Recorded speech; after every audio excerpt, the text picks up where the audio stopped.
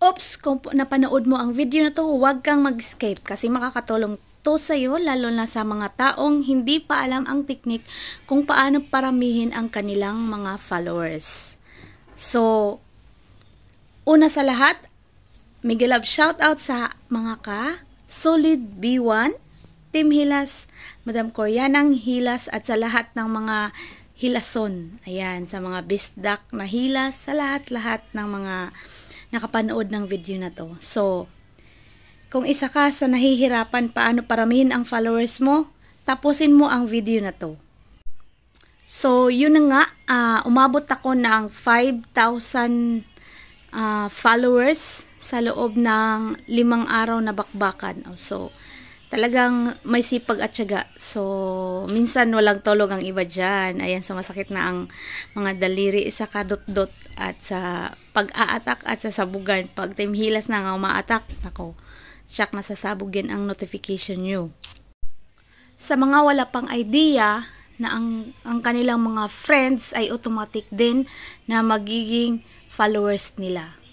So, hindi lang po yung mga nag-follow sa inyo ang counted sa followers, kundi pati yung mga nag-add friends sa inyo, automatic po, kasali po yan as counted as followers. Syempre, di ba, bakit kayo ina-add ng tao kung ayaw nilang kumbaga, kung ayaw nilang mag-follow sa inyo? Parang ganun lang. Kaya, si Lolomita, kinakount pa rin niya na as followers yung friends. Correct me if I'm wrong, pero yan ang pagkakaintindi ko sa nabasa ko sa dito sa FB. So, ang tanong, saan kami hahanap ng pwede namin kaibiganin at saan po kami mag-a-add? Simple lang po, puntahan nyo lang po yung legit na account ni Madam Koreanang Hilas or yun kayong page na Team Hilas, Koreanang Hilas. Abangan nyo lagi doon.